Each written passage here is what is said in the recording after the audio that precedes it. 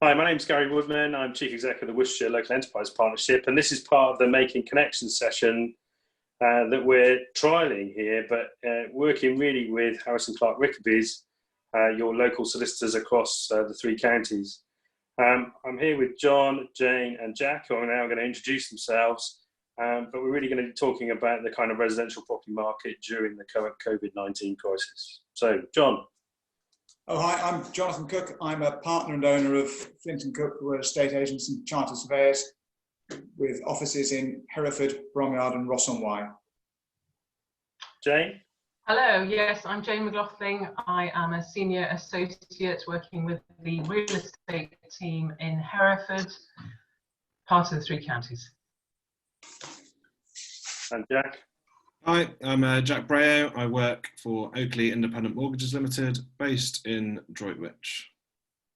I mean, that's great, and it's good to be here discussing this with you in slightly strange circumstances, and certainly we're giving this a test today. But I suppose getting straight into the questions that have come through from Harrison Clark Rickaby is really about the residential property side. I suppose it's a bit, times are unsure, and therefore, can I still buy or sell my home, John? And what's the latest guidance?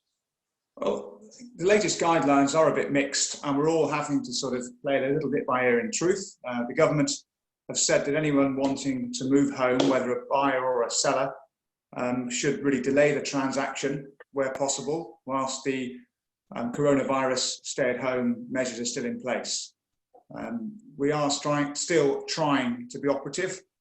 We've closed our offices, but key members are working from home, trying to liaise with the local solicitors, particularly Harrison Clark Rickaby's, to try to get as many deals through as we can. There are still plenty of people who want to move. Some have got unrealistic expectations. Others are a little bit more realistic and are prepared to work with each other to try and get through to a completion when we can. Great. Emma, do you want to add? Yeah, and I would second that in so much, Gary, as we are still opening files, still able to progress matters so that sales, for example, that Jonathan will have negotiated 4 to 5 weeks ago, we can still progress. We can still report to clients, still get searches in, mortgage offers are still arriving, but it's when we get to the point of actually moving you into the property, actually completing, that we are then faced with the changing situation as a result of the new government guidance. And that's when we need to either press pause or well, generally press pause unless you're moving into an empty property. Okay. Yeah, and it's much the same from my end as far as the purchase applications, that a new build property is very much full steam ahead. But if there's any chain involved where cleaning of property needs to go on, or solicitors are recommending to not move or proceed with the purchase unless the properties are vacant. So it's much the same here at my end. And certainly, you know, kind of looking at that kind of long-term economic impact, if I suddenly decide, actually, probably this isn't the time for me to kind of buy that house, what sort of advice would you give me? Me coming, it's John stepping in now, my advice would be, a lot of people haven't raised this matter with me, and I'm saying just pause. If you're unsure, just pause. If you're a buyer, talk to the vendor, talk through the agent, try and pause things. And this is perhaps where the mortgage lenders can get involved and maybe give an extended mortgage offer. Talk to people. People are concerned that prices might come down. They may not. We'll talk about that a bit later. But generally speaking, my advice to people is don't panic, don't rush into anything, take stock of things, and hopefully everything will be okay. But there will be inevitably some delays. I think it's actually quite interesting how for a fair few years people have been moaning about how the UK housing market works in the way that you purchase a house. And essentially it's all gentleman's agreement until exchange takes place. But it's proving very useful in today's climate to be able to just hit the pause button, and nobody can do anything if you decide pre-exchange of contract to not sell your house anymore. So you have to use that strength. If you don't want to proceed, you don't necessarily have to. Okay, yeah, that's really helpful. And I think the kind of you know, if that buyer's unwell or suddenly self-isolating, I think getting somebody to move, as we said, you know, the market kind of stopped, but actually that pause and that just kind of stepping back is really helpful. I don't know, Jane, if from a kind of the solicitor's point of view, does that also kind of play out? Yeah, so long as you haven't entered into a legally binding contract, then you have the option of withdrawing. We're doing the same thing. We're encouraging our sellers and buyers not to make any rash decisions, especially where they've paid out for searches and we've done all due diligence on the file. In all reality, I think John would agree with this, they're not likely to sell to anyone else in the current climate. No one else can view the property realistically, and therefore unless they know their personal situation has changed to such an extent that they can't proceed, then a pause is as good as anything, because everyone's in the same boat. A lot of people are in exactly the same boat. If you have exchanged contracts, then it's a different scenario. You are legally bound to purchase that property on the completion date that you've agreed. Now, in that scenario, where you're caught in this very awkward in-between position, the government are encouraging solicitors, buyers and sellers to agree a delayed completion date to a point where the restrictions are likely to be lifted. That's not an easy prognosis to make. And then what we would do is also build in a cushion period at the end of that time when the restrictions end, perhaps a 2-week, 3-week period, to enable everyone to then reorganise their removals, ensure that their mortgage is in place, etc. But if you can't agree a change to the completion date, then you are bound to complete on that date. And therefore, buyers and sellers must consider very carefully when they enter into an exchange and completion at the present time, because there's so many uncertainties. That's really helpful. And I think that delay, if I've got a sort of mortgage in place, what sort of impact did that have, Jack? Your mortgage offer is issued with a expiry date on it. The government are encouraging, I think I'm right in saying, Jack, encouraging most lenders now to agree a 3-month extension, certainly on those situations where you've already committed to an exchange of contracts. They will extend your mortgage offer by an extra 3 months, and we've had further emails through in the last couple of weeks from Help to Buy saying very much the same thing to us. Yeah, all so of the lenders. That's where mortgage offers, they're all saying the same thing. Yeah. Yeah. Oh, that's really helpful. Just giving you, so it kind of gives you that extension and time to kind of think, but equally means that if that kind of mortgage offer's in place, at least you know that you secured that for a period of time during these circumstances. Gary, can I just ask a quick question of both Jane and Jack? Because we had an interesting scenario last week. On Thursday, we had a couple who had been advised they were going to exchange and complete on Thursday. They were moving into an empty property. Their buyer was coming from a matrimonial breakup and had her mortgage monies drawn down, all ready to go, but her deposit was coming from her ex-husband who had mortgaged his property.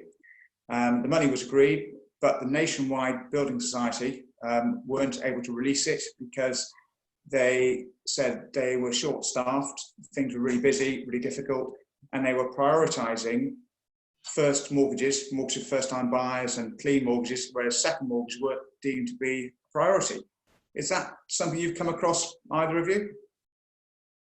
I mean, as far as the delays from my end are concerned, the delays that I've had have been with processing of applications that aren't at offer stage.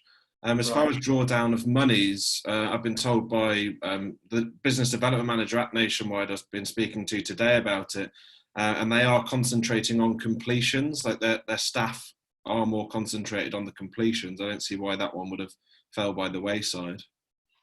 No, I mean, they are all advising us. So when you get your mortgage offer, your lender will say, we need 7 clear working days, or we need 5 clear working days. Each lender is slightly different.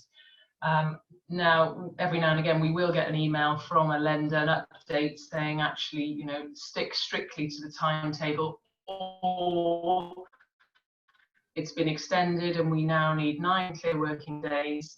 In that scenario, you would, generally speaking, we request the monies the day before we anticipate completion anyway, because lenders can send monies in very late in the day on the day of completion, which is not always of great use to us all. So we generally request funds for the day before. And in the current climate, more so than any, we would also keep in contact with the lender throughout that request period to make sure that they've received our request and that they were actioning it, and that we knew, and it didn't come as a surprise to us on the Thursday that we didn't have the funds, that we could therefore anticipate issues beforehand. But it is a changing climate, isn't it? It's extraordinary times that we're in, and this is why we have to be so very careful, because there's constant changing. You know, the landscape's constantly changing around us. But I think, you know, what they did was the right thing, which was aim for a simultaneous completion on the Thursday, so that there was no risk no other risk to the client. But obviously there was some inconvenience there. But I haven't come across that, John, previously. But I think you've just got to keep in touch. You've got to be flexible. You've got to be keeping in touch with your lenders all the time and making sure that they're actioning and dealing. And if there is any delay, that you know about it before the day. The problem that you've got at the moment as well, John, is the fact that brokers even have very little ability to contact the people that are important within those lenders. So certainly for Nationwide and also the Mortgage Works, which are part of the same group, my only point of contact currently is my business development manager.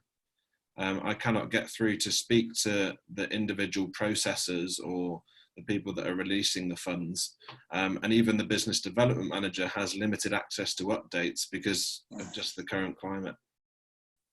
Well, I think they're short-staffed, aren't they? That's part of the problem. Yeah. But if ever this lockdown period has highlighted to me the need for solicitors, estate agents, mortgage brokers, everyone to work together, it's it. We've never experienced anything like it. And normally things go through in a certain way. We're having to think, all of us, outside of the box a bit at the moment, aren't we? I think it will positively improve communication between solicitor, broker, estate agent and lender. I think there'll be certainly looked at how we communicate. Certainly, you know, ways of working and those conversations, and how we perhaps, you know, put in those kind of communication chains actually probably give us a chance going forward to kind of perhaps reflect the way we work. I don't know what you think about that.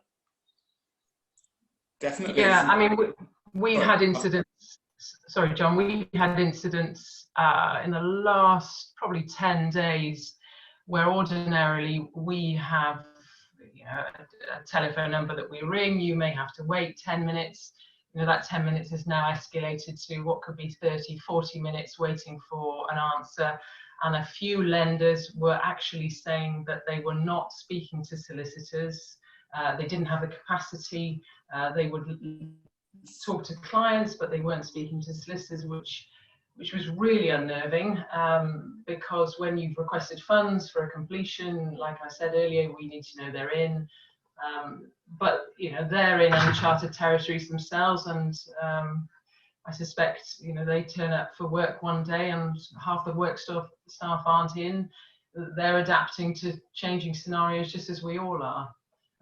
But you know, this is why the only way really to exchange and complete at the moment, unless it's a vacant property, and even if it is a vacant property, is really to go for a simultaneous, so that you know that you've got everything lined up, ready to complete as far as you can.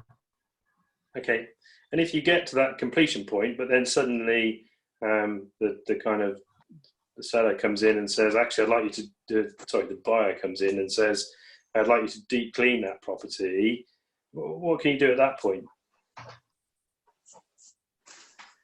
You are not contractually bound to deep clean a property unless it's inserted into the contract, unless there's a specific clause, a special condition added to the contract, then there's no obligation on you to deep clean your property.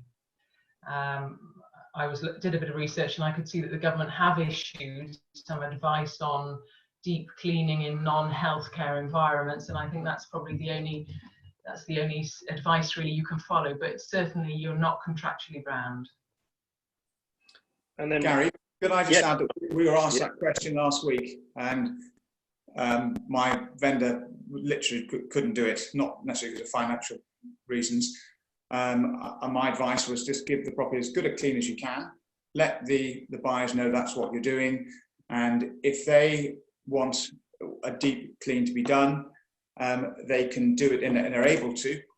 In this case, there were people living in rented accommodation, so they didn't have to be in by a certain time into the new property.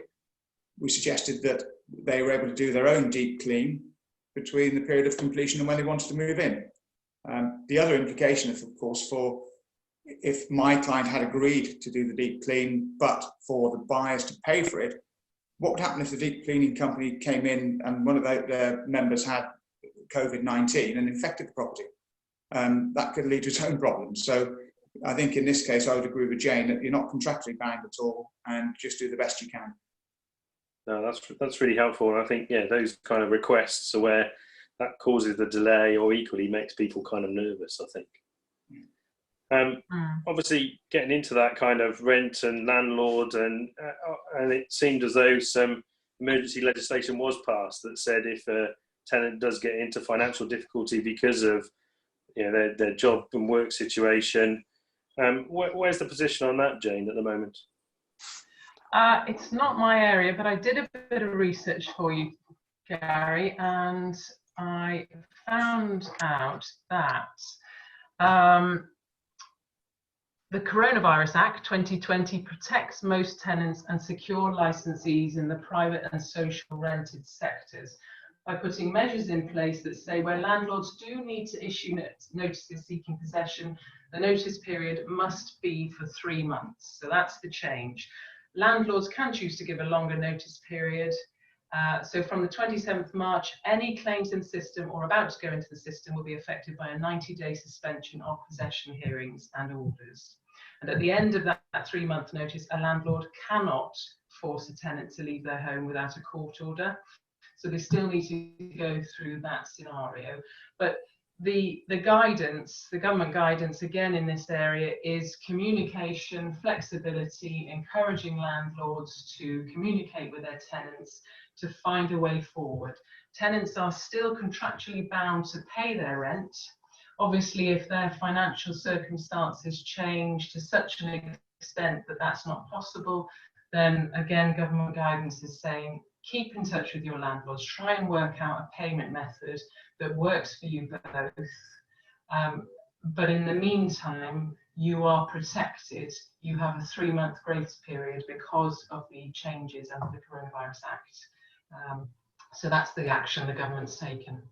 I think that's a really important point to clarify as well and repeat, is we had a lot of problems in the market of people cancelling their mortgage direct debit payments to their lenders, assuming that that's what it meant to have a mortgage payment holiday.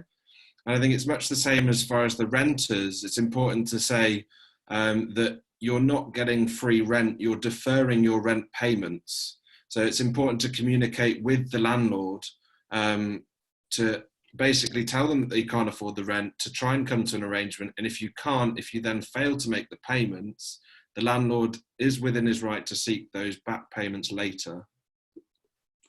That's very helpful. John? Gary, sadly it is my field, because we manage 400 properties, and I've spent the last 3 weeks dealing with exactly these types of inquiries. And the guidance, Jane's correctly spelt out the legal perspective, but the guidance from the government to us all is to encourage our landlords to work with the tenants. That's the phrase they use, to work with them, which basically means every individual case needs to be treated separately. And I've had 50 or 60 examples this week of people saying that they've got difficulty to pay the rent. And some of these cases are genuine, 100% genuine. People who need help, we've recommended them for universal credit. We've spoken to our landlords about as Jack said, deferring payments, but still being responsible for their rent, and that's the important thing. Or in some cases, I've had a landlord has been served notice by his tenant. She's self-employed, has not been working in the UK for more than a year, doesn't think she'll get any support. My landlord said, look, don't move out, stay on, don't pay the next month's rent. If you vacate the property, I've got to pay the bills, and I won't be able to get another tenant for a couple of months anyway. So I would rather have you there, try and work with you, hoping that you get yourself back on your feet, you stay and you respect that I've treated you well, and you'll continue to look after the property as your own home. Other landlords have said, no, that's it, tough, you pay the rent, you know, that's it, there's no quarter given. Others are giving 20% off if the people have been furloughed and can prove that they've been furloughed. So some people may inevitably, I don't want to cast aspersions, but you know, we're asking people to see evidence of their situation so that we know that it is genuine.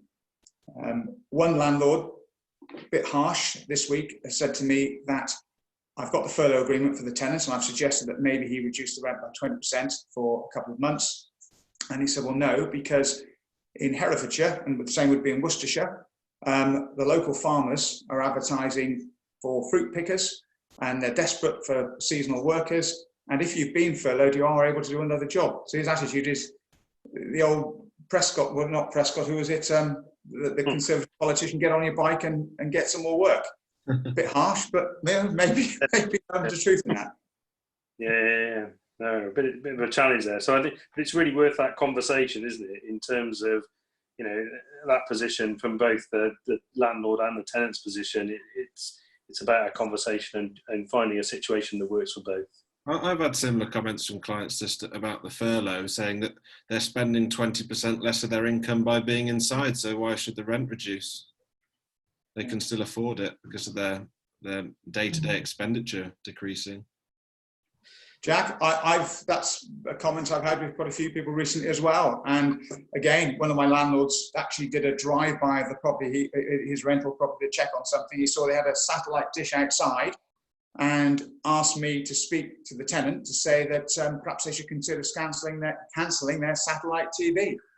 And to which they replied, well, we haven't got it. That was a previous tenant's satellite dish. So I couldn't go in to check, could I? Because of the current restrictions. Yeah. So, yeah, it just shows that conversation is really important.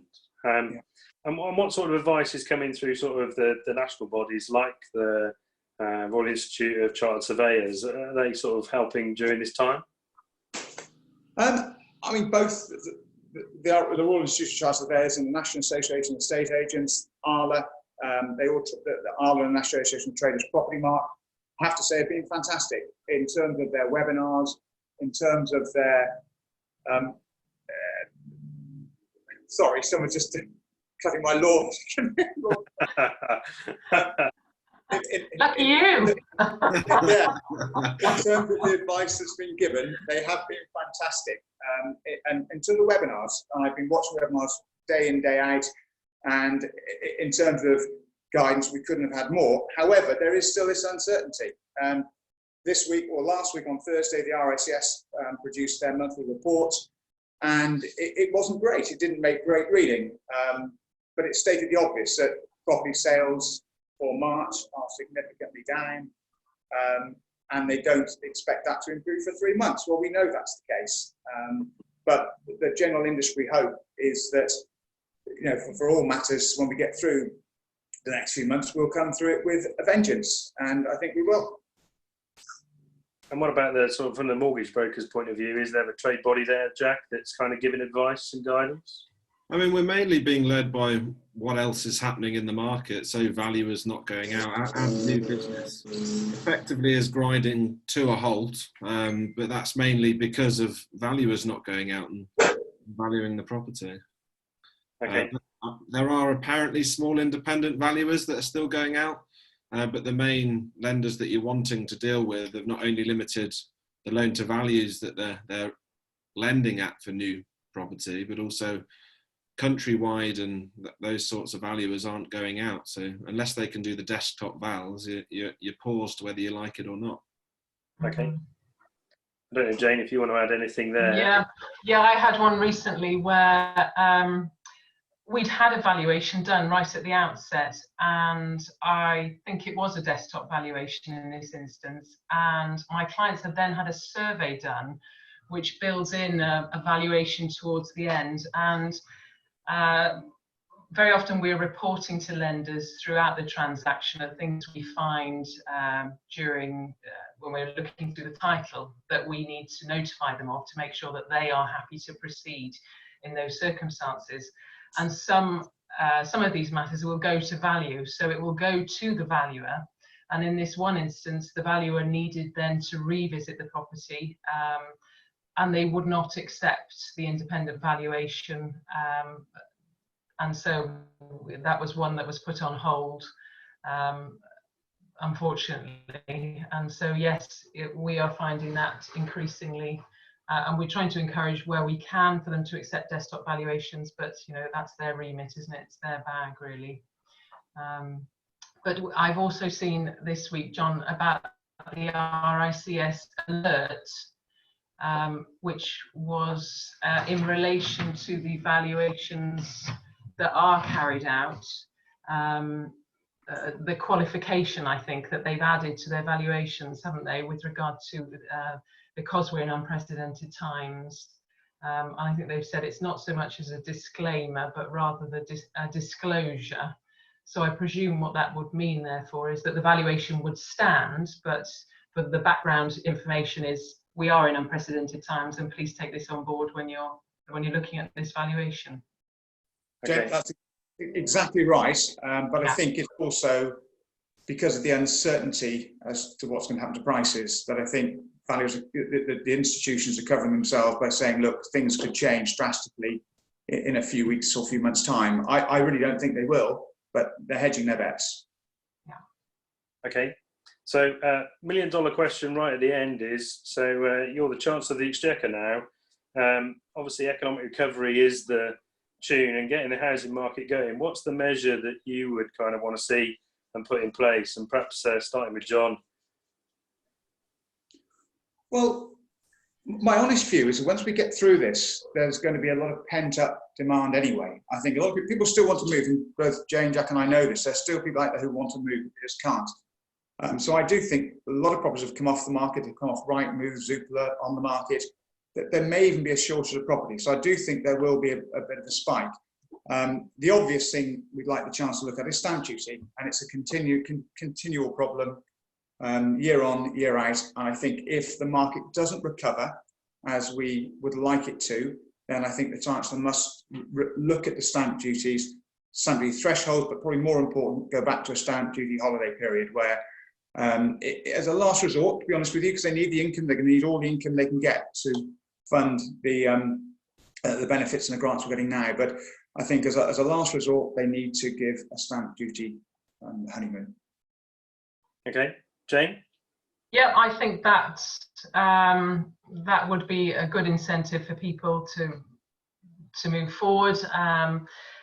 And I have still got plenty of buyers and sellers that want to progress but can't because they're in a chain. They might be moving into a vacant property themselves. So I agree with John that once these restrictions are lifted, we will see a surge in activity, and our job is to make sure that clients are in a position that once those restrictions are lifted, they can proceed quickly and easily. And I think probably all those people that are now at home who are thinking of buying and selling, or thinking of selling in the future, you know, they can use this time to decorate their properties, to put together their paperwork, get their planning documents together, get their electrical certificates together. You know, you can use your time really well in this interim period to get your property with that curbside appeal. And if you've got time to do that, then you know, once the property market opens, then you'll be in a great position moving forward, because it will reopen, the floodgates will, the restrictions will stop, and we will resume normality. But it's just being flexible and having a bit of patience during this interim period. Okay, and fine. I think everyone that I deal with, solicitors on the other side, estate agents on the other side, are all pulling together really well, and so it's a good position that we will be in once this all stops. Great. Jack? It's the same with me. I like to remain optimistic in these times. I'm still getting emails regarding purchases. I'm still doing remortgage business. It's not all doom and gloom. People aren't thinking that this is the end of the housing market. It is very much putting the pause button on. I think the government have done well with the furloughing scheme that they've put into place. I think they have missed the boat with a few of the small limited companies, but I think people's savings are potentially still protected, especially for the first-time buyers. I don't think most chains will be affected. I think we can get through it and purchases can continue, and hopefully we won't be in this dip for very long. Hopefully they'll come out the other end of it soon. Well, thank you very much. I mean, certainly, as to the expert, I've learned plenty as we've had the discussion. It's been really interesting and useful, and I think as this gets published again, it'll be something that we can look back on and probably think, wow, that was a good try. It was a trial that we had a good discussion. But and I think we can probably come back to this kind of topic in about 3 to 6 months. And it'd be interesting to see the changes that have happened.